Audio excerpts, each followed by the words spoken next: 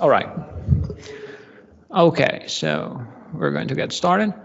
And welcome to the last session of today. We're starting a little bit late, but we're going to try to keep this session reasonably short and on time, thanks to the presenters, of course. And it's my actual pleasure to be chairing this final session on digital religion.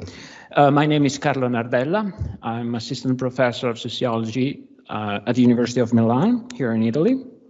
And we're about to be hearing a presentation from Professor Massimo Leone, who's going to speak for about 40 minutes.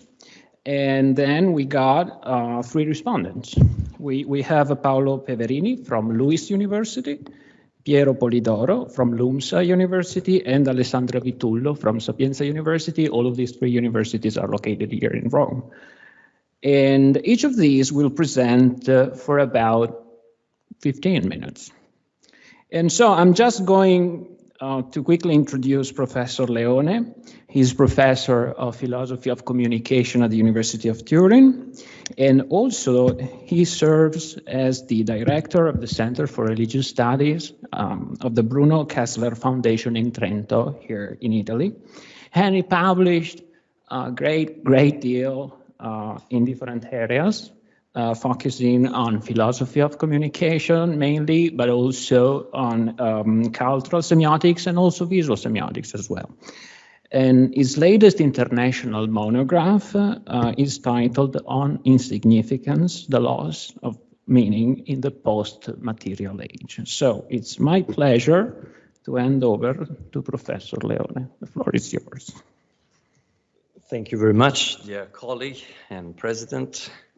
And many thanks in particular to Professor Cipriani, who has been the extraordinary force behind the organization of this wonderful symposium, to which have been participating mostly online so far, because I was taken away by other tasks and duties, but it is a real pleasure and an honor to be here with you today to talk about this very complex topic of the relations, multiple relations between religion and digital technologies and new technologies. So the extraordinary progress of digital technologies in recent years, and in particular of artificial intelligence, but also of infrastructures, devices, and programs for various types of extended reality, virtual, augmented, hybrid, various types of metaverse, as well as the dramatic impetus given to the digitization and virtualization of human relationships, and thus also of the religious ones by the more than 2 years of COVID-19 pandemic, have sharpened the interest of researchers in the field of digital religion, a field already flourishing at least since the 1980s onward. Indeed, the field of reflection on the various graphs between religion and digital technologies now boasts several decades and was essentially born with the early research on the binary code, digital communication, and pioneer experiments in computer science and artificial intelligence. One could even reconstruct a genealogy or archaeology of this reflection, going to unearth, for example, the religious implications of research on automata or similar machines.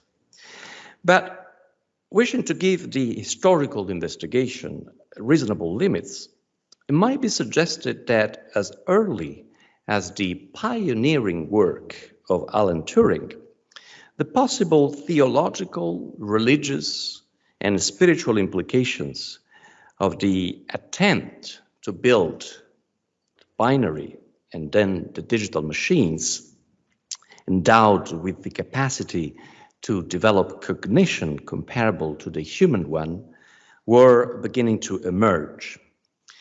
As Kieran Brown and Ben Swift recall in their 2018 paper entitled The Other Side, Algorithm as a Ritual in Artificial Intelligence, I quote, "Notions of the digital as immaterial, intelligence as emergent, and neural networks as simulations of human brains abound.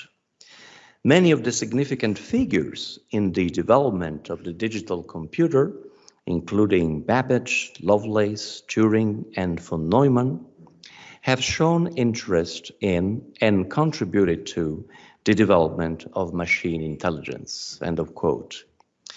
In the paper, Computing Machinery and Intelligence, for example, Alan Turing, founding father of artificial intelligence, indicated that the use of a telepathy-proof room was desirable to protect the integrity of his imitation game from players exhibiting extrasensory perception.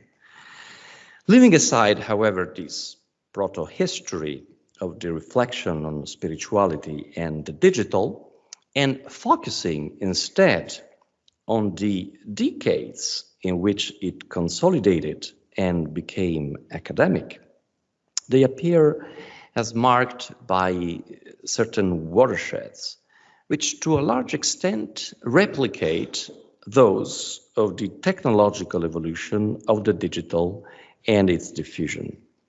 A first watershed is certainly represented by the development of supercomputers, produced mainly in the US since the 1940s and later commercialized by the American company IBM, and their application to the analysis of religious texts.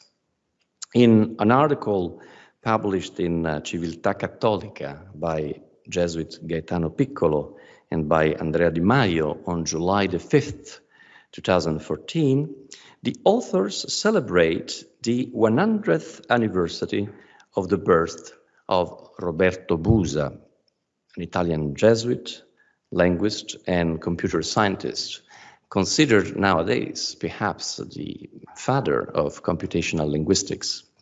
The article, titled Roberto Busa tra cervello meccanico e cervello spirituale, Roberto Busa between the mechanical brain and the spiritual brain, quotes the phrase that Paul VI used when receiving in audience on Friday, June 19th, 1964, precisely Father Busa and the staff of the Linguistic Analysis Automation Center at the Aloysianum, a Jesuit student house near Gallarate. Indeed, Father Busa was an absolute pioneer in the application of the first computer tools available to the public for the analysis of religious texts. The authors of the article described the main stages of this intuition in elaborating his doctoral thesis on, the title was The Thomist Terminology of Interiority, drafted in 1946 and then published in 1949. Busa realized that delving into the concept of authority in Thomas Aquinas and interiority in Thomas Aquinas would have needed a focus on what now would be called the text of his works, and on the lexicon and semantics of locutions such as in or intra.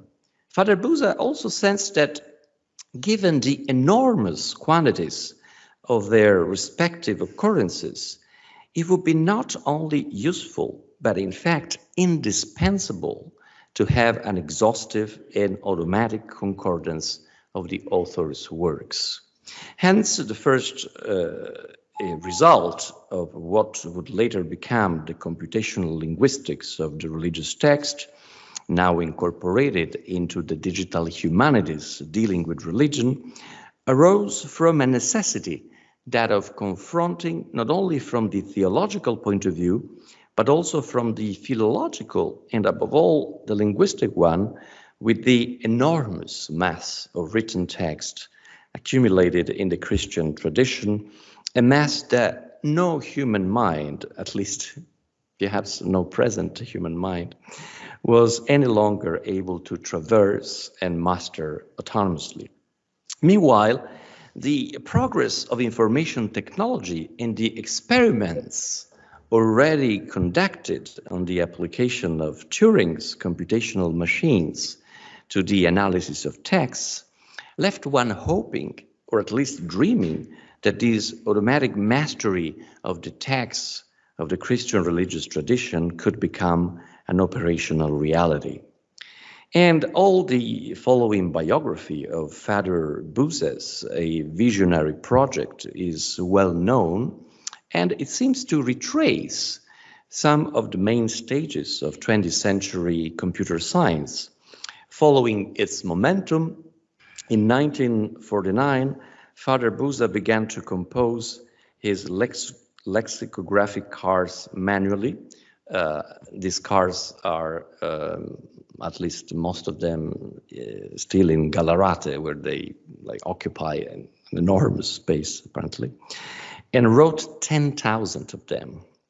But then he realized that the task was impossible, and so he traveled to the United States, where he met Thomas Watson, the president of IBM, and convinced him to use the power of his supercomputers of the time to compile the concordances of the Corpus Thomisticus automatically. Actually, a few days ago, I was in Villa Vigoni. There was a symposium on the infrastructures of artificial intelligence for religious studies, and a former student of Buza was now won and almost completed an ERC grant project on the computational linguistics of religious texts. Told me that the reason of this cooperation was deeply religious. Thomas Watson had just become a widower. He was a Catholic. Robert Buza offered a mass to the memory of his wife, and Thomas Watson actually thanked Father Buza by offering the power of these new supercomputers to his very ambitious task. So the project first adopted punch cards, then the only memory medium available to computing. But Buza reckoned that he would have to print 12 million cards to be collected in a filing cabinet that, according to his calculations, would occupy 90 meters of facade. When already halfway through the work, 6 million cards, magnetic tapes appeared, which were promptly adopted by the dynamic Jesuit, who managed to complete this undertaking in 1980, putting together a complete concordance on 1,800 magnetic tapes, pieces for a total length of about 1,500 kilometers. And in just a few years before his death, actually, Father Buza, who followed all the subsequent developments of computers and computerized memory, was able to give to the Pope the entire Index Thomisticus in one little USB card. Well, in the limited time of this presentation, it is impossible to go over in full the prehistory, proto-history, and genealogy of the relationship between digital technology and religion. It is, however, important to express here a central concept for understanding this pair, beyond the albeit relevant statistical findings which I've extensively reported in the first part of the text that I wrote for this symposium, on the relationship between religion and the digital, and on the continually developing connection between spirituality and technologies. At the heart of the matter lies, nevertheless, the central problem of meaning. that is, the spiritual need and desire of both individual believers and communities to use technology in order to draw even more fully on the existential meaningfulness of religion and transcendence. It could then be said that the history of this complex and articulated relationship is one marked by a diffused religiosity of technology, to use a concept coined by, of course, Roberto Cipriani. Since its very first tentative steps at the dawn of the history of modern computer science and artificial intelligence, the field of reflection around religion and the digital, or even more generally around religion and technological innovation, has become very broad and articulated to the point of challenging the scholar who wants to grasp it with an overview. So in the following few minutes, I will try to put an order in this complexity, to structure the field, to clearly expose its features, to take stock of the state of the art, but also to highlight what might be the gaps yet to be filled. Of course, this is my articulation of the field. This is not the only possible one. So, to give an original intelligibility to this field, I will adopt a scheme that is very popular in semiotics, the discipline, one of the disciplines of meaning, to analyze meaning phenomena. And I will adapt this heuristic scheme for reordering and interpreting the field of connections between religion and digital technology. So without going into too much semiotic detail, which would be not suitable and very boring for this audience at this time, I will try to grasp what role digital technology can play today in relation to the religious, the spiritual, and the sacred.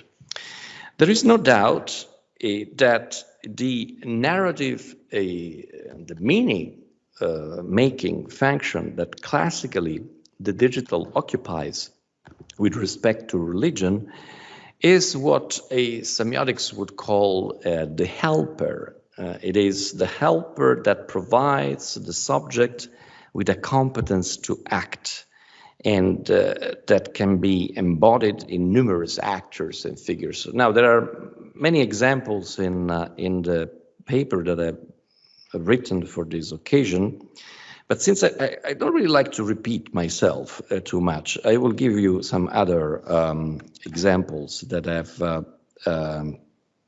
recently studied.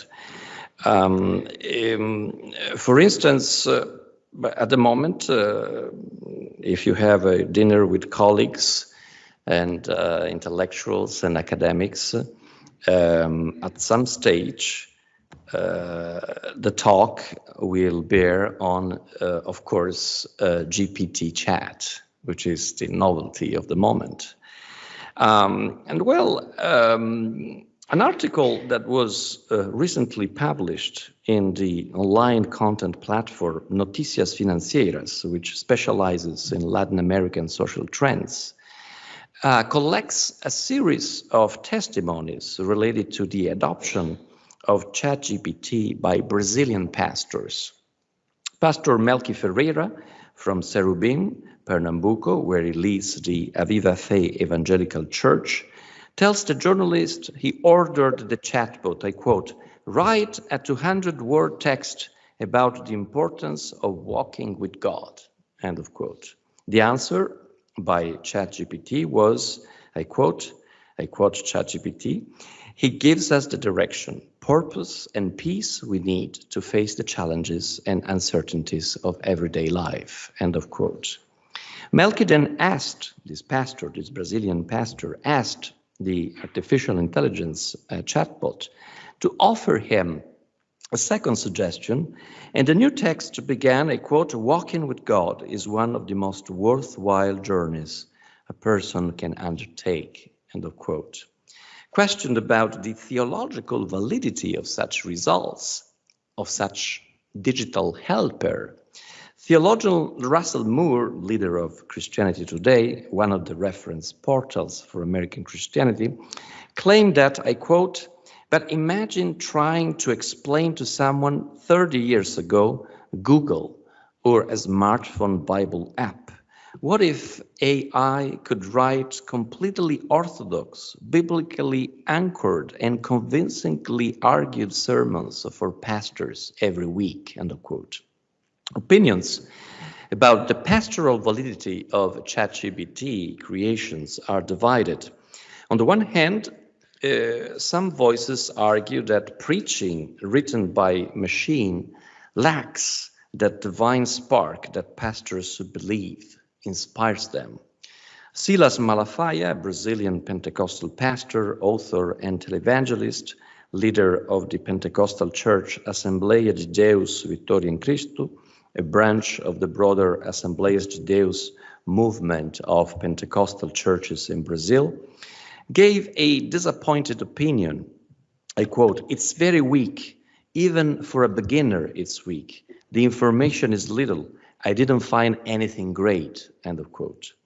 He asked for words on the topic of reconciliation from a theological perspective and received a text back saying that this topic, I quote, "is a central message of the Christian message," end of quote, plus the recommendation of some verses.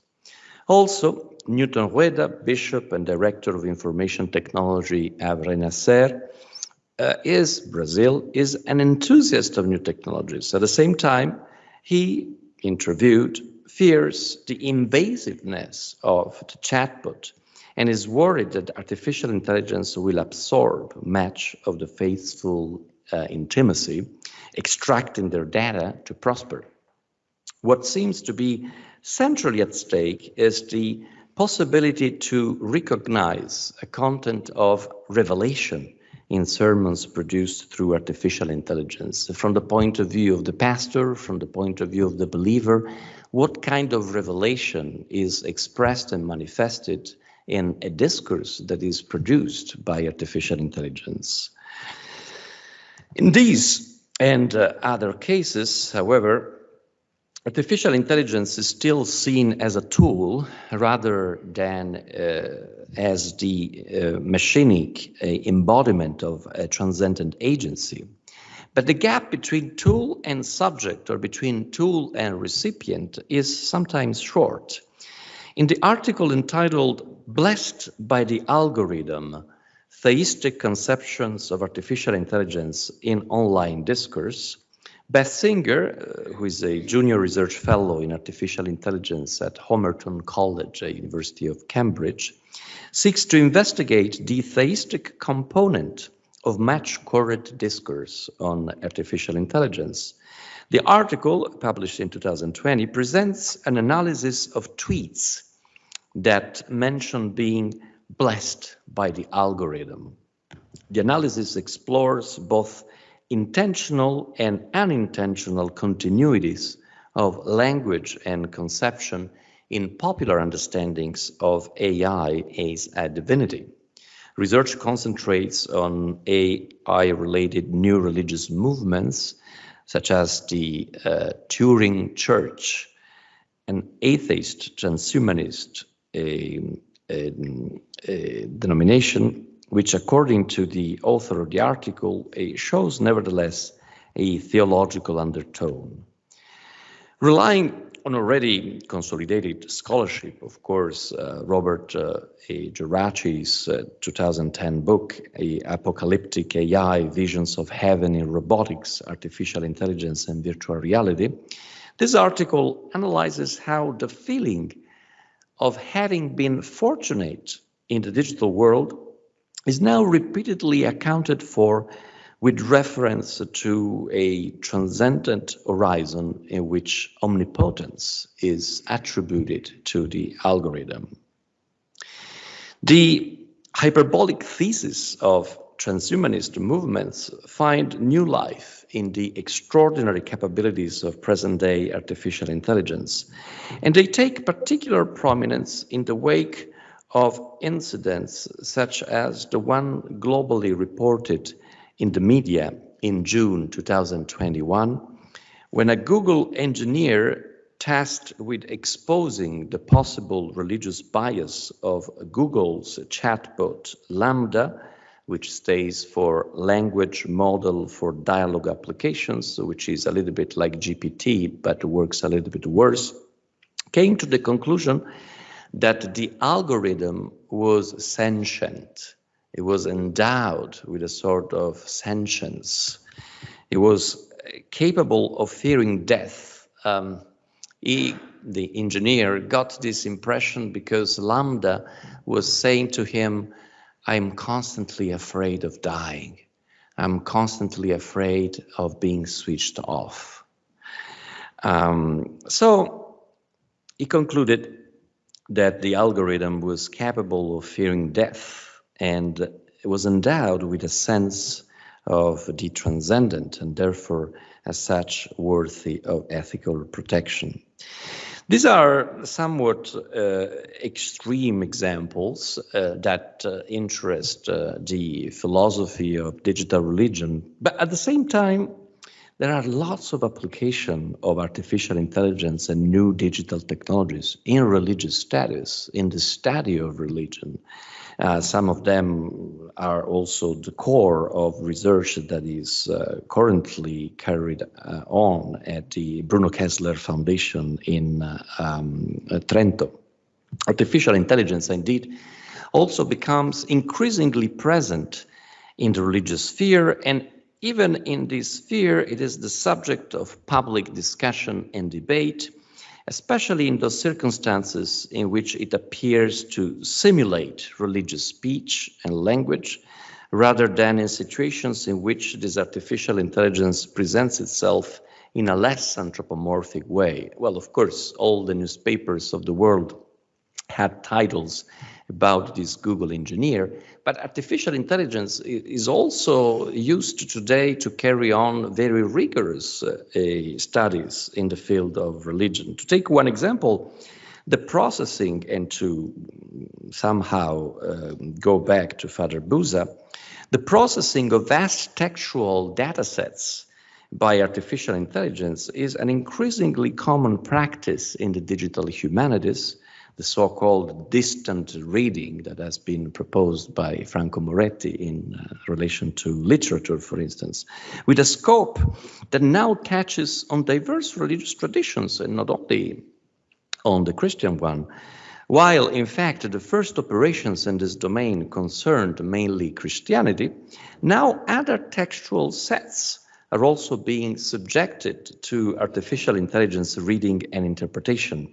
An example of this is Rohitash Chandra and Mukul Ranjan's article, Artificial Intelligence for Topic Modeling in Hindu Philosophy, Mapping Themes Between the Upanishads and the Bhagavad Gita, published in 2022, in which they use advanced language models such as BERT. BERT stands for bidirectional encoder representations from transformers, to provide topic modeling of the Upanishads and the Bhagavad Gita.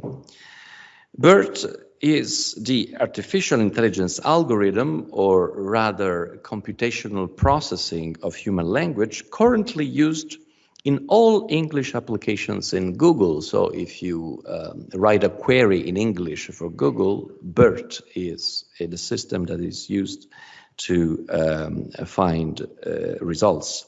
This application makes it possible, for example, to generate a concordance model, not simply lexically, like Father Busa did, but also thematically composed and concerning not only one textual corpus, but two different textual corpora. The analysis of textual series of religious traditions is a good example of artificial intelligence at work in a less obtrusive and not very spectacular way, mostly invisible to the public and therefore not matching the focus of attention and imagination. A second good example that is also very present at the Bruno Kessler Foundation, I see here in the audience Valeria Fabretti, who is one of our researchers who has several research projects together with the technological part of the foundation, is the recognition through artificial intelligence of linguistic elements prejudicial to a given community or religious tradition and those who adhere to it. Research in this field, very numerous and articulate, has encouraged an increasingly elaborate classification of forms of language with negative effects on a religious group, distinguishing in a literature that is primarily Anglo-Saxon and is growing between abusive and offensive language, hate speech, cyberbullying, group targeting, and so on and so forth. So we can now categorize through artificial intelligence all these different forms of anti-religious hate speech. These categories are intertwined but can be differentiated not only by their linguistic expression, but also by their legal consequences that are, of course, different in the different legal frameworks. Now, numerous artificial intelligence processes are at work today to identify in vast sets of human linguistic and textual productions elements belonging to these categories. Such systems differ in the manner of annotation. Well, I'm not going to go into too much technical details, but you have binary, ternary, multi-class, multi-aspect systems of annotation. You have different systems now in artificial intelligence to evaluate the annotation. So to evaluate how humans annotate fragments of discourse that then become the data set that trains artificial intelligence to automatically recognize instances of anti-religious hate speech.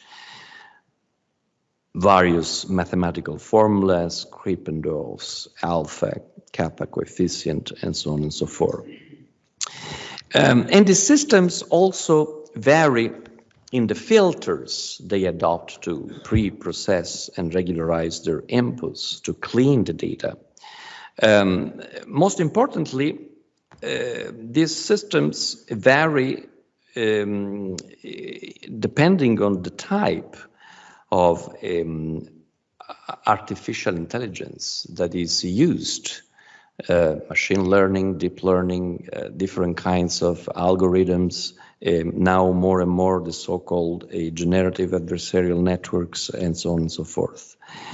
But it is also interesting that while these systems of automatic recognition of anti-religion hate speech are developed, on the other hand, there is a lot of research on the possible bias that these systems contain, on the ethics of artificial intelligence applied to religion.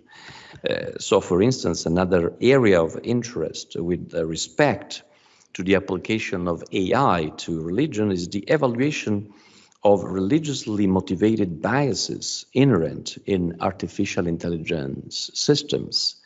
And there is also growing attention with respect to the possible biases of the automatic identification system themselves.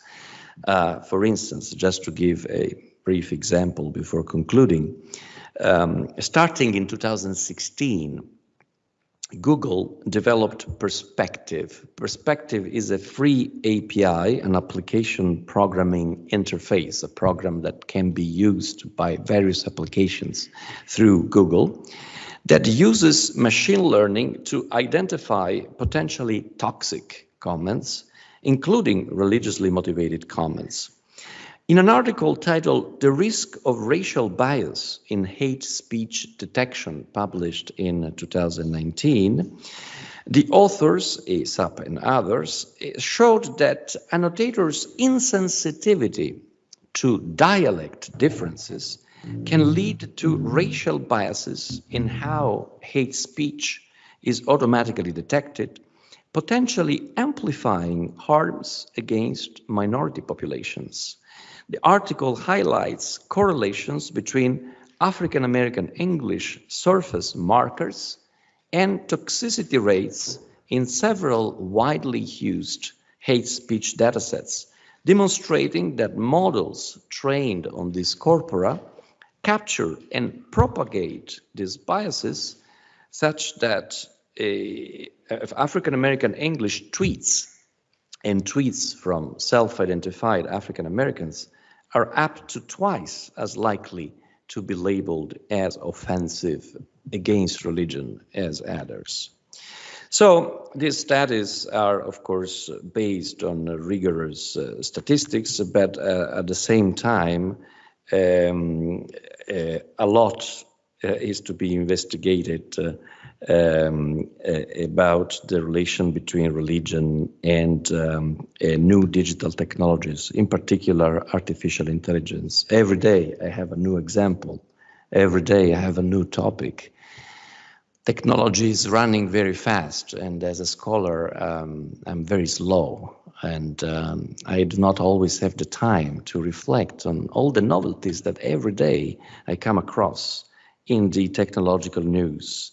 So the general impression is that, especially as regards artificial intelligence and its acceleration, is that the more this new technology betters in terms of performances and becomes more and more present in various individual and social activities related to the religious sphere, its relationship with this dimension is also becoming more multifaceted, giving rise to phenomena and manifestations that are not covered in the existent literature. Only some very few examples have been given here. I've presented mainly examples related to artificial intelligence as a helper in the religious quest, but of course, a lot remains to be done. Thank you very much.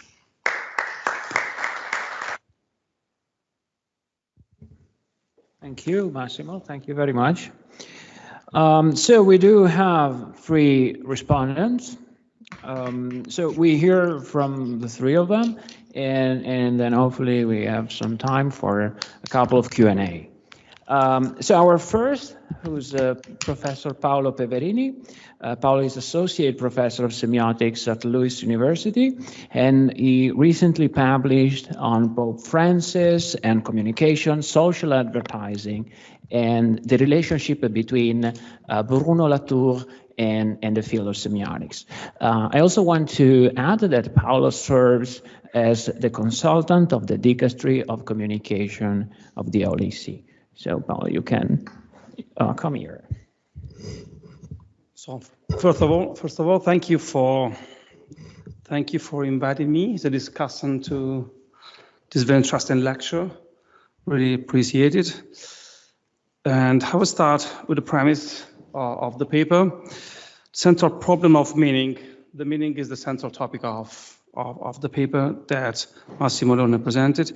There is the spiritual need and desire of both individual believers and communities to use technology to draw even more fully on the existential meaningfulness of religion and transcendence. So starting from this premise, I would like to focus on the relationship between Catholic religion and communication. And so I have 3 points for reflection I would like to share with you and colleagues. The first one is about the corpus that we can analyze. And while I was reading the paper, I started asking myself, maybe it could be useful also to take into consideration a very specific and quite interesting textual genre. There is the one composed of the messages for the World Day of Social Communication. And I think that particularly relevant is the message of His Holiness Pope Francis for the 2021 World Communication Day that is entitled Come and See, Communicating by Encountering People as They Are. And there are some passages in this text that I would like to share with Massimo and colleagues. And I think that could be relevant for the topic of thinking about the meaning of the connection between digital technology and religion. One of these paragraphs of the text by Pope Francis is entitled, "Nothing replaces seeing things at first hand." Quoting, "In communications, nothing can ever completely replace seeing things in person. Some things can only be learned through first-hand experience. We do not communicate merely with words, but with our eyes, tone of our voice, and gestures. Jesus' attractiveness to those who met him depended on the truth of his preaching, yet the effectiveness of what he said was inseparable from how he looked at others, from how he acted towards them, even from the silence." And the silence, I think, is very important. I would like to go back on this point later on. So the challenge, Pope Francis said, that awaits us is communicating by encountering people where they are, as they are. So my consideration is, from a theological pastoral perspective, and now I am referring to the Dicastery of Communication of the Holy See, communication is considered, first of all, as communion, encounter, sharing. It means that, I think, technology can foster, hinder, but not enable religious experience. And this point, I think, is strongly related to the idea that religion can be considered from the perspective of Grimesian semiotics as a helper. Thus, we are faced with an explicit overcoming of a technocentric view. First point. Second one, I was really interested in the point of your paper when you refer to a complex and not unambiguous relationship. So the relationship between digital technology and religion is not only complex, but is also an ambiguous one. So I would like to focus on the fact that COVID, the pandemic, actually brought out the constitutively complex nature of the relationship between religion, digital technologies, and communication. I was thinking about two unrepeatable, very unique media events that attracted tremendous attention. The first one is the live broadcast of the Mass from Santa Marta during the coronavirus pandemic. And the second one is the Statio Orbis.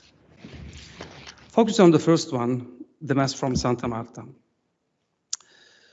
An aspect emerged that seems to me interesting, concerning maybe the progressive shift of the actantial role that digital technology is invested with, from helper at the beginning to potentially opponents. I would like to explain these points.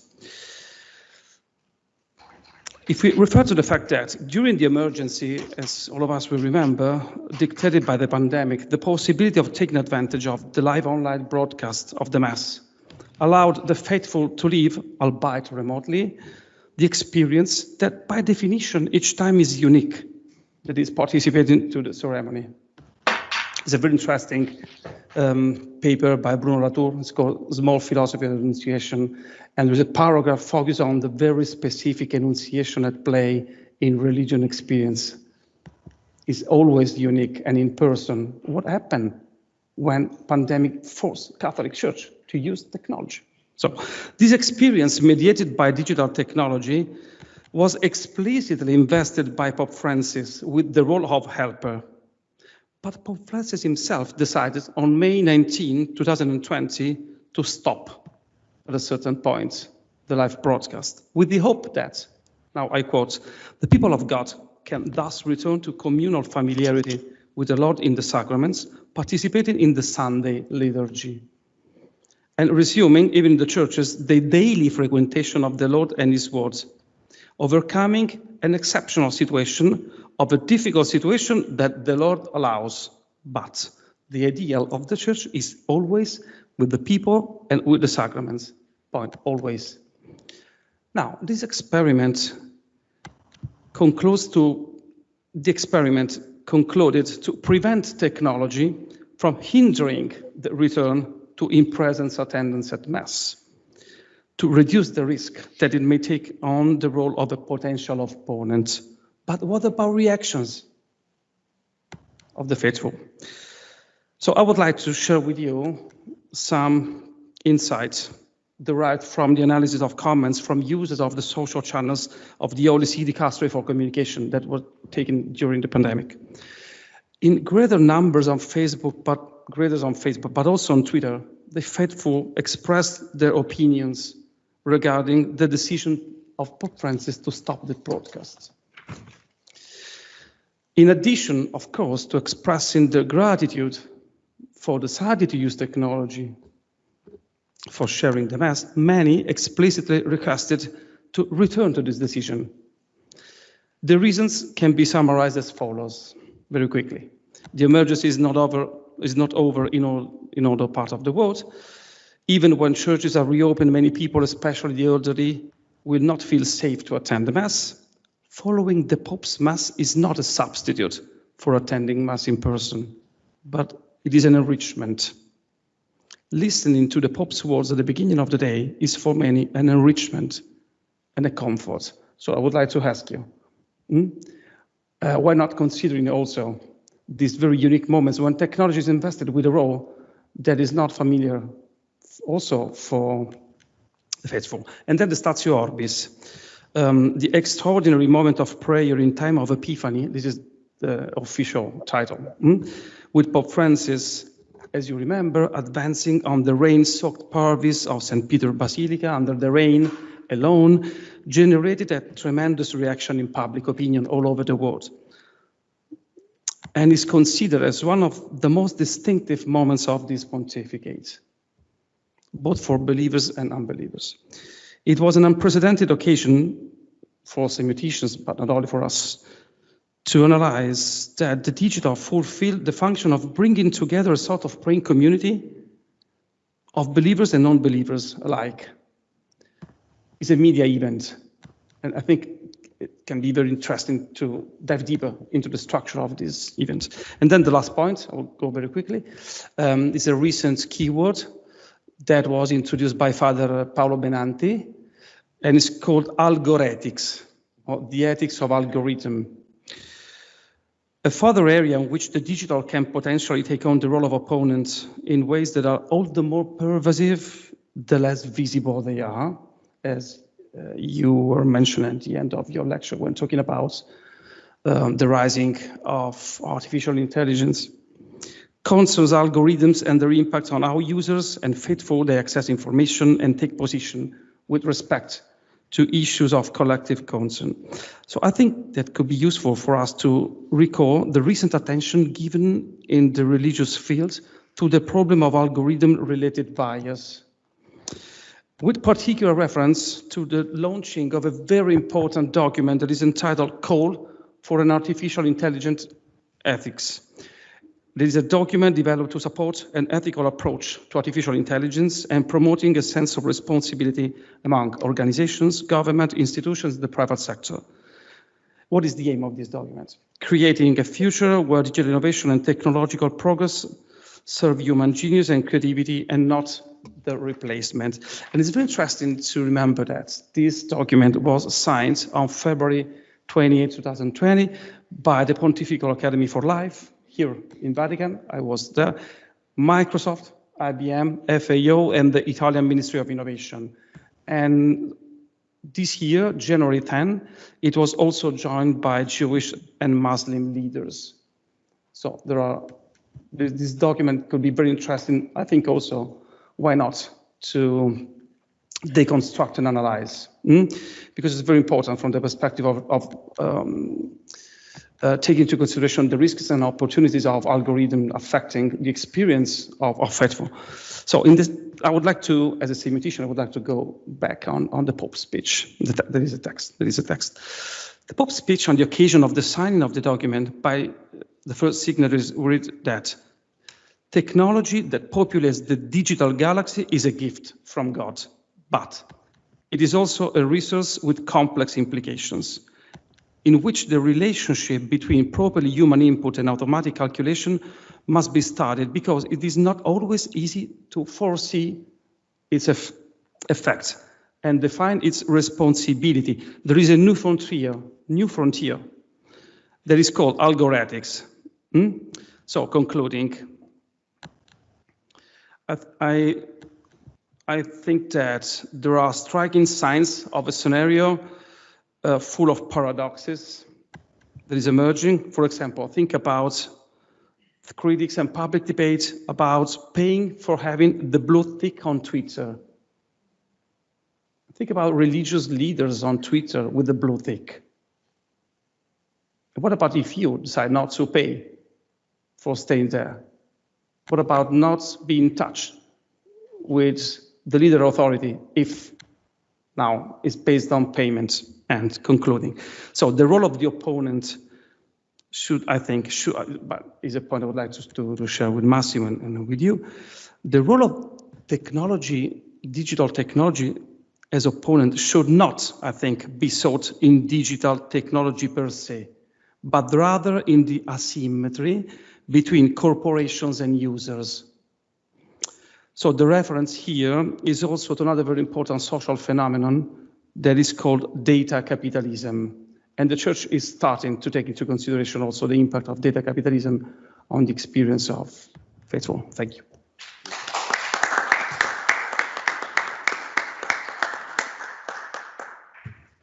Thank you. Thank you, Paolo. And thank you for your comment, which had the fact that now digital religion is increasingly bordering on fields like marketing and economy, because we're talking about paid services, right? But it's very interesting also. It's very interesting. Oh, well, it's also very interesting to if we decide to take a look to these documents and also to consider that IBM, FAO decided to join this agreement. Accepted. It's just the first step. I think it maybe could be, I am not sure, could be a sort of milestone. But algorithmics is a very new keyword. So we have to learn, as Massimo said before. Hopefully we will have time to discuss this at the end. Now, let me introduce our second respondent, Professor Piero Polidoro. Piero is professor of semiotics at LUMSA University, and he has published widely on semiotic, digital communication, and user experience. So, Piero, the floor is yours.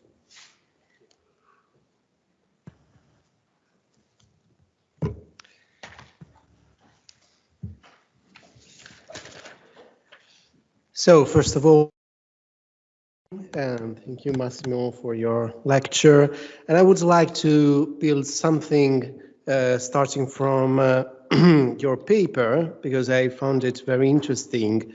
And I would like to take some hints from your paper and your lecture to discuss the relationship between religion and religions and digital technology. So not only artificial intelligence, but in general, digital technology. And I would like to do this following Massimo's suggestion as a semiotician, so using a semiotic approach. And I will spend some words about this because our approach, or a specific kind of the semiotic approach, as more structural one, as one strong point.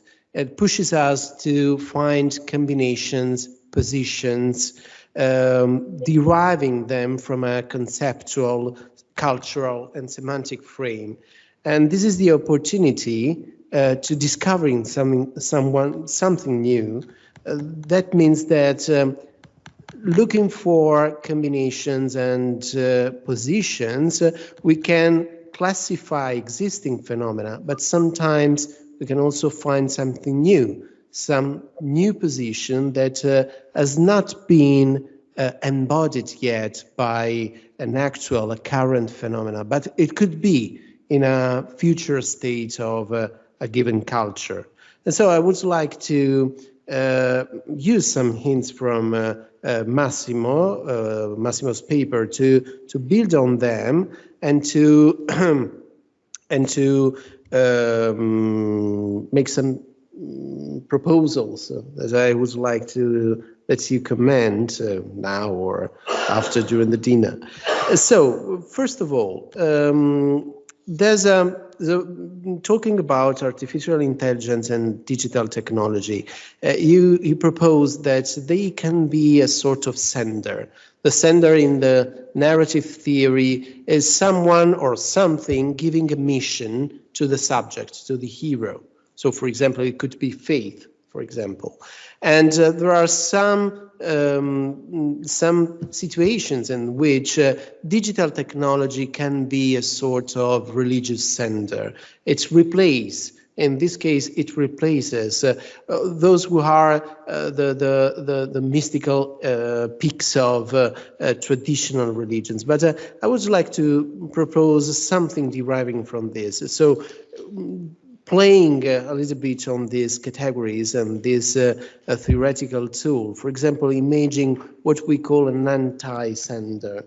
So if digital technology can be an anti-sender, the anti-sender is another sender giving a mission that is opposite to the mission of the main sender. So, for example, just to give you an example to understand the concept, at the beginning of Hamlet, the father of Hamlet is the sender because he gives Hamlet a task, kill your uncle, but the problem is that Hamlet is his own anti-sender because he struggles to give himself an opposite task, that is to not kill the king, to not kill your uncle, your mother, and so on. And so digital technology as an anti-sender is not something replacing traditional religion, but is something proposing opposite or incompatible values and missions compared with those of traditional religions. And which could be those values, those programs, those missions? But I don't know, but for example, they could be values of consumption, values of earthly life, and so on. And a structural approach lets us build on this, articulate this initial concept, and try to find possible narratives about this. And possible narratives are not only storytelling about technology and about religion and so on, because our assumption is that the way we tell stories is also the way we live those stories. And so we act and behave as a consequence of the way we conceive and tell those situations, those stories. So, for example, I imagine two ways in which we can tell the story of a digital technology that is the anti-sender of religion. The first one is a story in which digital technology is a sort of autonomous sender. That means that it has the strength to impose some values, some behaviors. You can consider it a sort of McLuhan's approach, technological determinism, in which the technology in itself, with its technological features, brings with itself a set of behaviors and attitudes and actions and so on that it finishes to impose to its users. And so we can imagine that this anti-sender imposing its presence brings with it fosters certain values and certain configurations and so on. But another alternative narrative is a narrative in which the digital technology is not the real anti-sender, but is what we call an helper or also a delegate. That means that the digital technology is only something realizing the mission or the manipulation of another entity. And so it's interesting to trace back which could be those entities in these different narrations. And they could be, for example, in some cases, neoliberalism, capitalism, rationalism, and so on.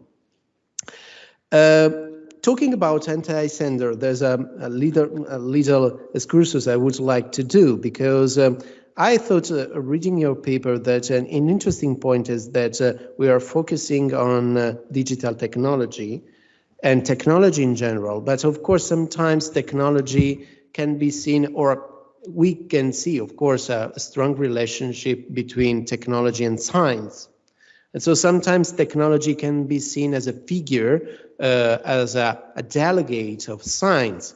And so it brings us to the problem of the relationship that is too long to treat it, too big for me, the relationship between religion and science. But what I would like to focus in this case is that I focus on a specific case that could be interesting to investigate further.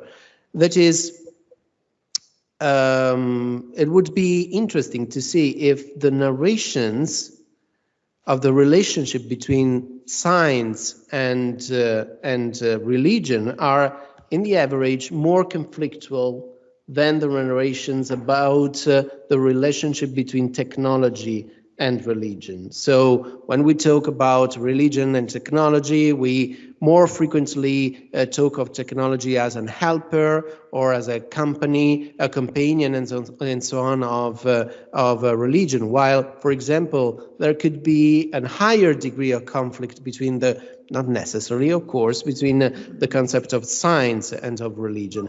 And this could be interesting because this reminds me Lévi-Strauss' idea of the mythical structure. Lévi-Strauss said that myths are told, sometimes at least, because telling the story of some animals, figures, men and women and so on, who represent different values, more abstract one, and so on, sometimes this narration helps finding an harmony or a compromise between concepts that usually are in contrast, in reciprocal contrast. And so, sorry, I was guessing if sometimes the narration of a good relationship between technology and religion can be a mythical structure finding to compensate or to find a compromise between science and religion, because telling directly the story of science and religion would be too conflictual in certain cases. But going on, and we have said that digital technology can be seen as an anti-sender, could be seen as an anti-sender, and there's another concept that is the anti-subject, that in narratology would be the antagonist. So what could be the role of digital technology as an anti-subject, as an antagonist? And reading, I read some time ago an article, a very interesting one, about the introduction of digital technology in Amish communities. And there was a sentence that was very interesting, because they said that communities are debating about the need of introducing also for business digital and mobile technology in their villages, but someone sees them as a threat towards the community soundness. And in this case, it seems to me that the storytelling is about a community willing to preserve its soundness and an external enemy, the digital technology, aiming to something incompatible with its solidity. So it's a typical structure where we see a subject, a hero, and an anti-hero. But in this case, the hero is not the individual, but the community. And this is interesting because The conflict between a hero and an anti-hero is along an axis that is the axis of the action, while the conflict between the sender and the anti-sender is along an axis that is an axis that we call of the manipulation, that is a cognitive action that persuade the hero and so on. And while in the first narration, the narration in which the technology is the anti-sender opposed to religion, they struggle, they fight for the influence, for the persuasion of a subject that is the individual. And this leaves the individual, let the individual keep his free will, because it's up to the individual to decide if to adhere to the sender mission or the anti-sender's mission. And the second narrative, that is an alternative one, we have the direct fight between the technology and the community, and the role of the individual is lost. The individual is only a mechanism that has to respond to the hero or to the anti-hero, and so there's no space for the free will. And this is, of course, and both these, the interesting thing is that both these narration take place in situations such as the one of the Amish, and the way in which we tell them is also influence the way in which the real debate and the real decision process will take place. So there would be also other things that I would like to say about the opponent, about the object, the negative value of the object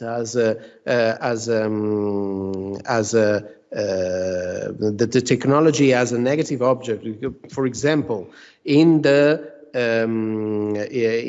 article about the Amish, there's another sentence, very interesting one, that says they do not want to introduce mobile phones and internet in general, because they think that they can foster personal pleasure and weaken the character. And in this case, the narration is pretty different, because it means that the technology is considered not as a sender, something acting, but as an object, a negative one, such as the one of the ring in the Lord of the Ring. But I don't want to go further because it's late. So these are only final proposals that I would like to share with Massimo and the audience. Thank you very much.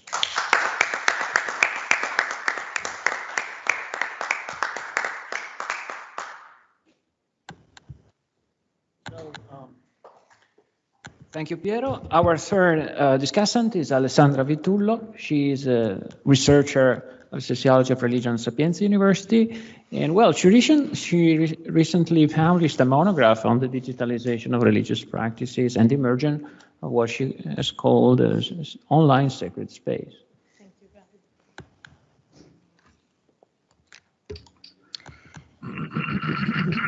I'm the only sociologist at this panel, so I have a big responsibility. It's kind of tricky for me to have this discussion with other semiologists. So while I was reading the paper of Massimo Leone, something came up to my mind that reminded me one of my first readings about digital religion and how semiotics can be a source for interpreting and understanding the presence of religious practices online. Actually, since the beginning, the World Wide Web was born as a text, as an hypertext markup language. And the textual analysis was one of the first and essential tools for scholars to study what religious community were doing online. This recalled me a very interesting chapter titled Reading and Praying Online, published by Young Glenn, in one of the first famous book about digital religion, that is Religion Online, edited by Dawson and Cowan. So I would have the pleasure to discuss with you this interpretation and readaptation of Young Glenn of the Austin Performative Act. In this chapter, Young analyzed the different presence of online religion and religion online, focusing on a special non-denominational Christian church called Church for All.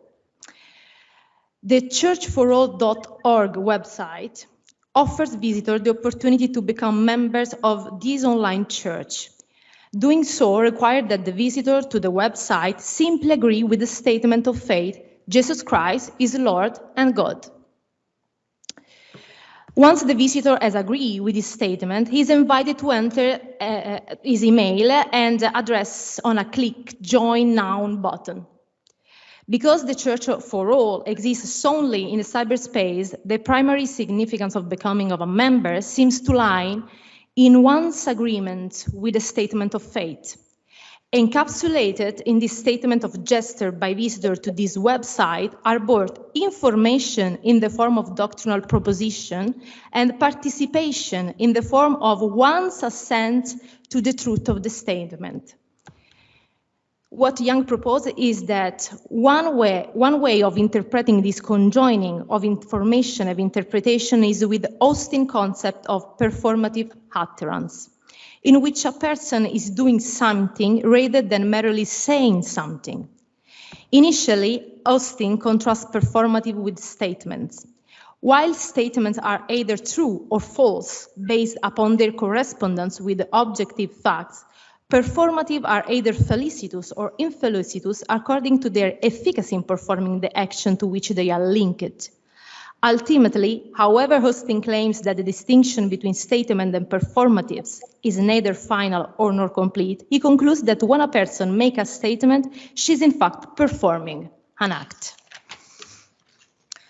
When one visits the Church for All website and decides to become a member by agreeing with the statement proclaiming Jesus' lordship and divinity, both a statement and a performative utterance are taking place.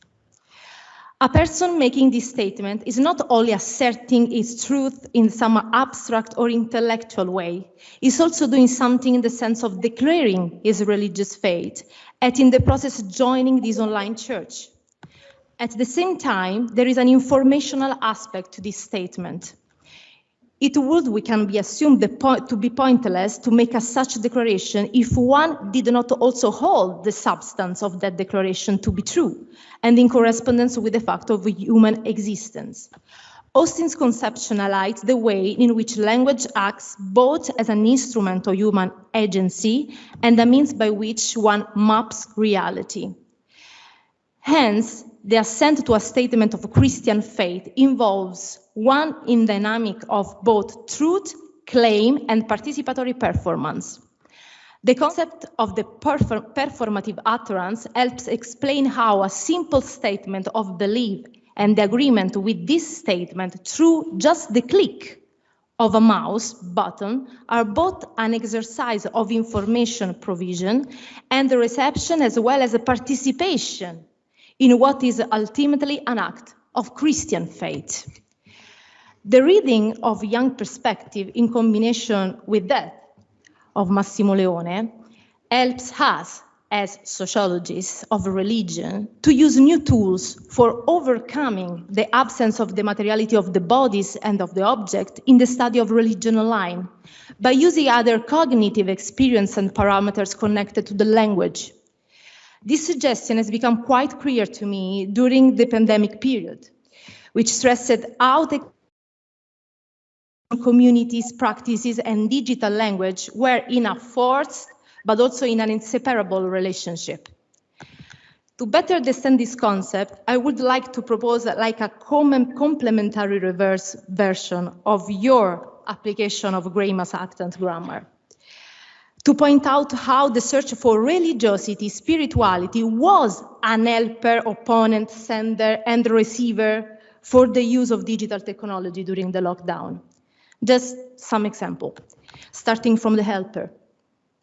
During COVID-19, religion sometimes intervened as a tool, as an infrastructure, or as an element that facilitated the mediation with digital technology. How?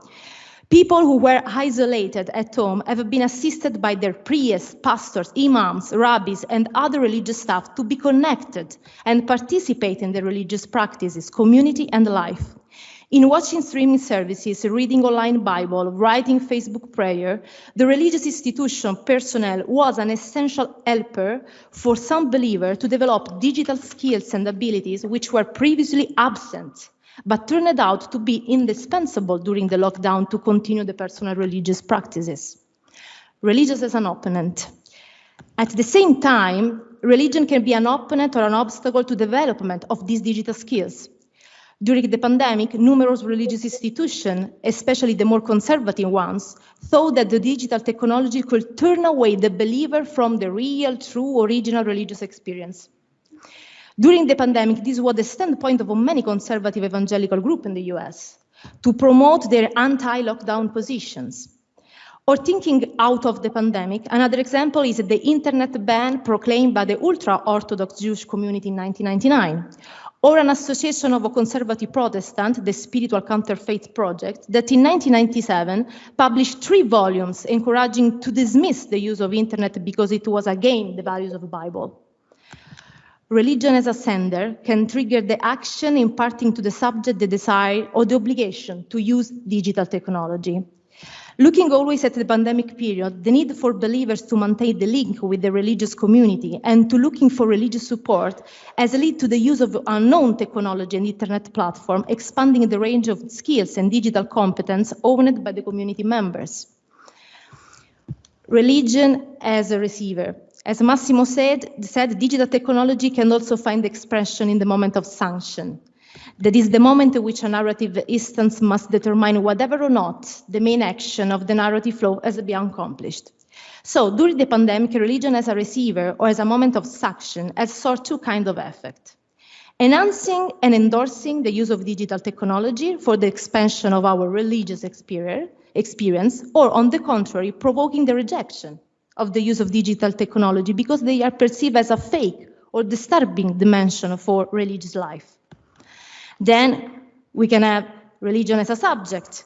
In this narrative, religion as a subject is represented not only by the divinity, but also by all these religious actors which are involved in this process of mediation with the use of technology. Or as an object. It's easier to imagine religion as an object intended as the attainment of the faith and of the transcendence through practice of devotion, mediated also by the use of digital technology. Rephrasing Massimo Leone's words, this dimension in which human subjects consider themselves spiritually and existentially fulfilled only when they find themselves in the perfect conjunction with godness and the transcendence, with a digital twin of paradise. In concluding this flipped version of Massimo Leone readaptation of the Grammar's Act and Grammar, I want to just outline for us, as a sociologist, that digital religion scholarship opens up new challenges to the traditional studies of the religious phenomenon, challenges which require sociologists to use brand new interdisciplinary model, as this panel show, and to frame new analysis, forcing us to explore new areas of knowledge that had never been addressed before. Thank you very much.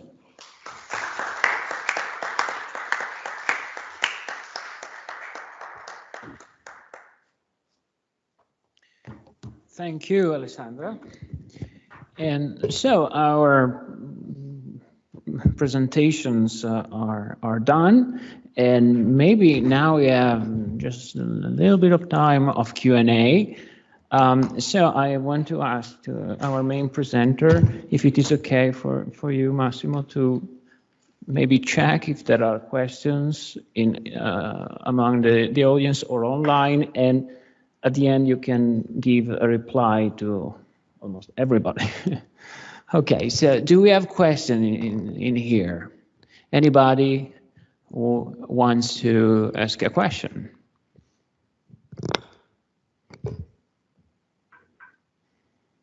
I leave some time to think. In the meantime, I ask if there are questions online, maybe someone at home who wants to ask a question. If you want to ask a question, raise your hand. Otherwise, yes. Oh, we have a question. Please, come to the mic.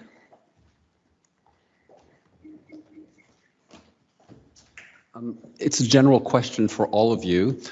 In your studies, have you come across or are you studying cases that are not Western and or Christian, or whether new religious movement, but in the West, but elsewhere in the world, especially in Asia, where technology has developed so much?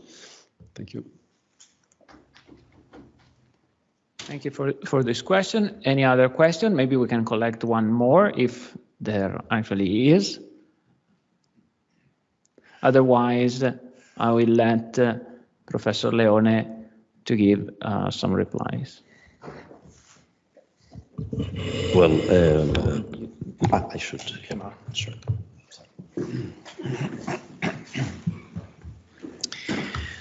Well, first of all, let me say that I feel extremely grateful and humbled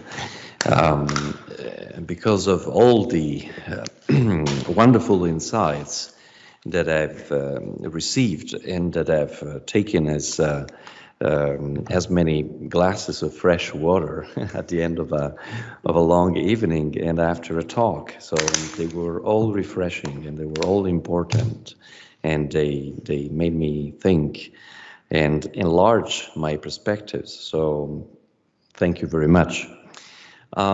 Starting perhaps from the last question, it is a very good question, of course.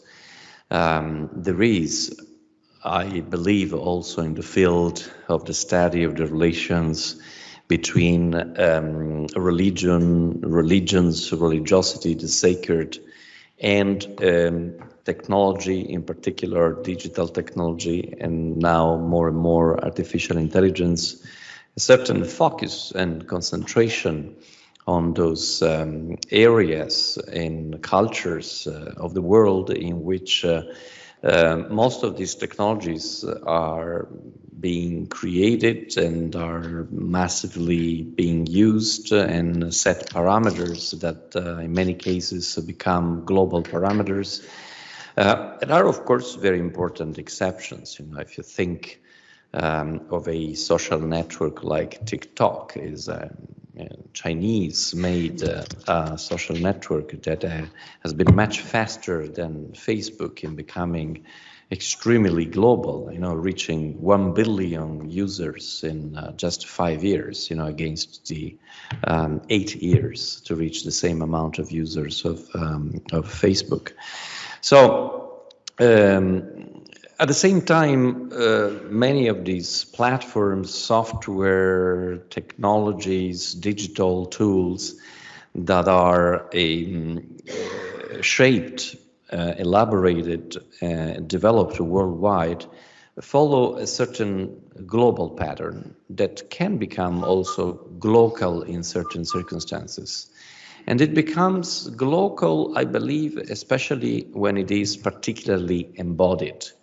That is the case of robotics, for instance. In the case of robotics, I think there is a very strong incidence of, let's say, ideologies of meaning, ideologies of relation, the relation between the human being and the other beings. And it is a very frequented object of investigation, the idea that we should develop a sort of a comparative study of the relation of human beings with robots, because these relations are actually influenced by deep-seated ideologies of meaning in which religion plays an important role. Think about the particular status that robots have in the current Japanese culture, for instance, and how this role is still, despite the globalization of robotics and android, anthropomorphic robotics, still incomparable to the same relation in other areas of the world. So there is a lot of work to be done, both in terms of using digital technology and artificial intelligence to study different religions and religious traditions, have just hinted at the possibility of studying a non-Christian corpus of texts through computational linguistics, but this is still a minority example. So the majority of efforts and also accomplishments have been reached in relation to Christianity. But there is also the other dimension that I was evoking of trying to understand how and in which different ways these new digital technologies and especially artificial intelligence are received by cultures and societies also because of the influence of a certain religious tradition. My colleagues who specialize on the reception of artificial intelligence in Judaism, for instance, tell me that the relation with the idea of creating another sentient being has a different tradition in Judaism. And of course, there is the famous reference to the golem, but it's not only that. So it is an example of how, depending on the religious setting, even in, let's say, the so-called secular or post-secular societies, these particular ideologies of meaning can have an impact in the way in which particularly sensitive technologies like artificial intelligence are used, are received, are interpreted, are attributed meaning. So it is not really an answer, but it is a question to the question in a way that it was very good because it points to a need of the field. And as I was saying before, I completely take all the insights that were offered. Certainly, from Paolo, Professor Peverini, I take this idea that we should indeed study also the, let's say, meta text or programmatic texts or texts of orientation that are produced by religious community in order to interpret new technologies. And some of them are particularly enlightening. I, for instance, I cannot, of course, go into the details of your very rich proposal, but I consider that what you pointed out in relation to this warning by Pope Francis, the fact that the caveat should go to this impossibility or extreme difficulty of foreseeing the effects of artificial intelligence, which are not only the ethical effects. The text that you quoted was very technical. The author was very well advised, because what is really problematic is the relation between the inputs and the outputs, the so-called black box of artificial intelligence. The fact that the results that we get from artificial intelligence on the basis of some inputs cannot be reverse engineered. They are somehow mysterious because they are the product of extremely complex equations whose results, of course, can be calculated, but calculating them would require an enormous computational capacity. So in a way, we cannot really determine what the results and outputs of an artificial intelligence are. And this is what really makes the difference in relation to previous technologies, this undecidability and decidability of artificial intelligence. And correctly, that was pointed out in relation to this very good neologism of algorithmics, the ethics, which is not simply the ethics of technology, not simply the ethics of digital technology, is the ethics of some systems that are reaching such a complexity that are actually prompting some very new and unprecedented ethical questions. But in relation to these ethical questions, in having some solid ground is perhaps important. It is important to have data. It is important to have very in-depth, thick contextualization. The work of sociologists, of anthropologists, of ethnologists is fundamental. But it is also fundamental to try to have a general theory of what is happening to meaning in the religious field as a consequence of this massive technological development. And this is something that Piero, Professor Polidoro, really pointed out with this capacity of his of starting from a kernel of a system of interpretation that I proposed in my paper, and to develop it much more exhaustively and extensively. And that is the point of having a system of interpretation. It is intersubjectivity. It is the possibility of having scholars either simultaneously or in a tradition working on such a complex field, and somehow complexifying this grid of reading and making the meshes of this grid thinner and thinner and capable of seizing the nuances of this phenomenon. So this, in a way, also combinatorial process that you proposed, it is extremely enriching, and I completely see the possibilities of interpretation that you proposed, exactly because somehow you played with the same game. And so I can see where the gaps to be filled were in my interpretation and how you filled them, you know. And of course, there are many more to be filled, you know, and to be filled through further complexification. And then, well, the final proposal was particularly fruitful, exactly because it comes from a different disciplinary perspective, but at the same time from an effort to be in dialogue with the semiotics or other disciplines of meaning.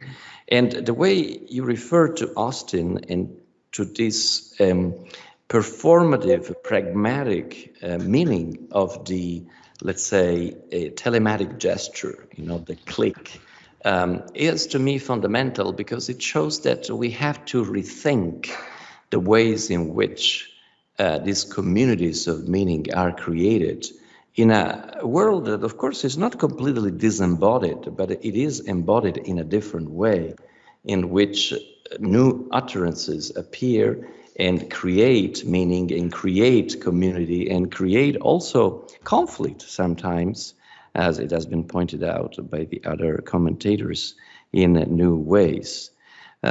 So it is absolutely fundamental to go in depth in this context, to study them, to accumulate data, to participate as well in the religious life of communities that have been touched by new technologies, and propose interpretations also because perhaps the most important thing in the relation between religion and these new digital technologies still has to be said, because it is true, as I think Paolo was saying, that there is something disquieting, there is something marvelous in these new technologies, but to distinguish, to discern, a verb that I think Paolo likes very much, between the disquieting, the awful, and the wonderful, we need